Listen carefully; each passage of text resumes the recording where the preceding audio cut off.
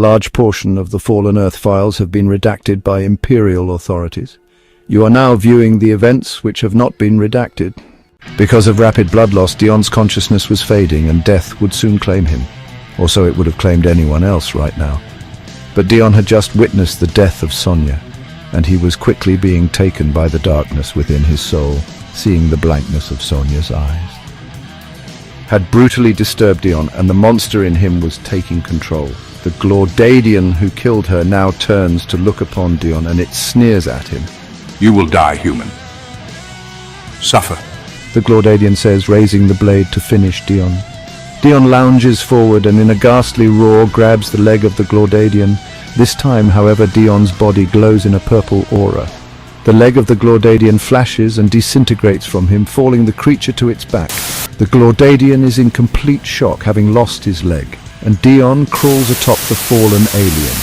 Plunging his hands upon the alien's face, the entire body of his victim lights up in a similar fashion and in a flash of energy disintegrates into a burst of glowing matter, which absorbs itself into Dion's flesh. The wound he sustained from his would-be assailant closes slowly under a whirlwind of trickling purple energy, and his eyes glow with this same energy. It is unclear at this stage if Dion is still Dion. He now stands wielding an unfathomable power unlike any that had been seen before. The cabin creaks under stress of the forceful energy swirling from Dion's body. Dion himself, eyes ablaze in a bright purple, seems possessed.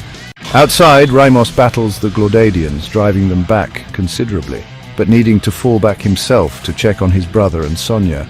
He knows they will need to disappear into the forests because the Glaudadians will be too much when they regroup. He rushes toward the cabin only to see it currently being dematerialized to shreds, and a glowing figure floating within the spinning vortex of its wreckage and crackling purple electrical energy. Though the figure looks like Dion, he deeply feels in his heart that this is not Dion. Something has changed, and he feels very threatened by the massive power radiating from Dion's body.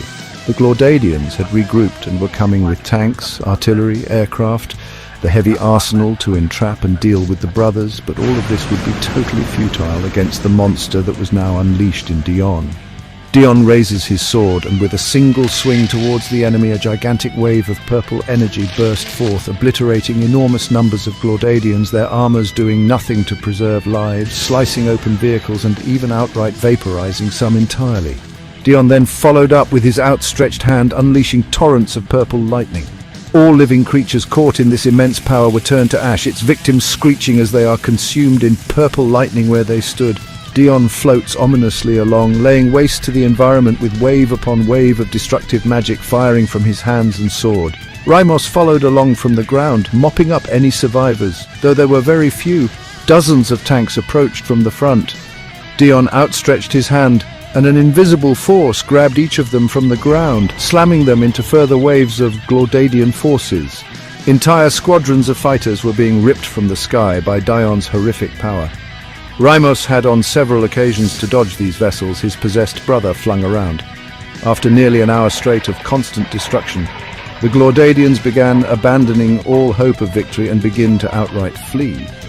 Ramos, too, wanted to run, unsure if he was entirely safe from his brother's rage. Glaudadian forces stopped attacking and fell back from the possessed Dion, who simply stood still in his vortex of crackling energy, waiting for more victims to dare challenge him. As the Glaudadians retreated from the battle, the great powers swirling about Dion's body faded and his eyes lost the mystical glow. He immediately began to freefall from the sky. Ramos instinctively runs and catches his brother from his fall. He catches him barely, and they both tumble to the ground. Ramos no longer feels the haunting presence and knows that his brother is back to normal. What? What happened? Are you all right? Dion looks around at all the slain Glaudadians, walls of smoke, fire, and ash tainting the air. Yeah, I'm fine. Where's Sonia? Upon hearing that name, however, Dion's memory floods back to him immediately. The Glaudadian who almost killed him, and then proceeding to kill Sonia, and then blacking out.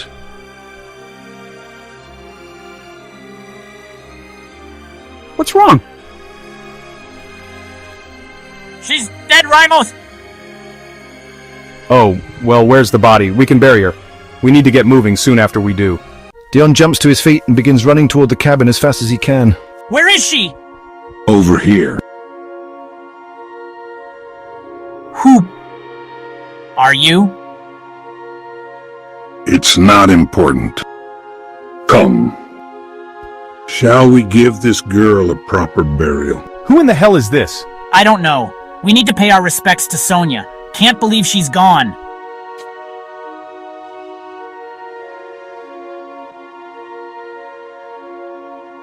Dion, the Glordadians are gonna come scout us soon. Unless you can do what you did earlier again, we need to get moving. I can get you out of here alive, and maybe even get you on the path that you seek. Follow me? In the eternal struggle between light and dark, there are many mysteries.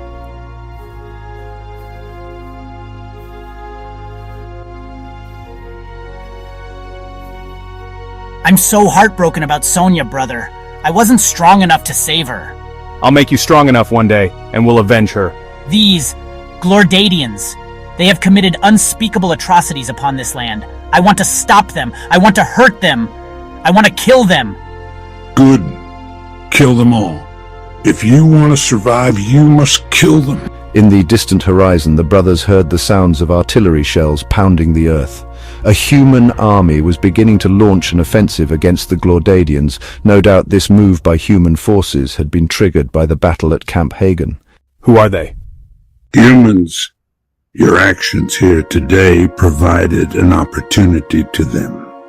The Glordadians have spent too much resources taking this area, leaving themselves exposed.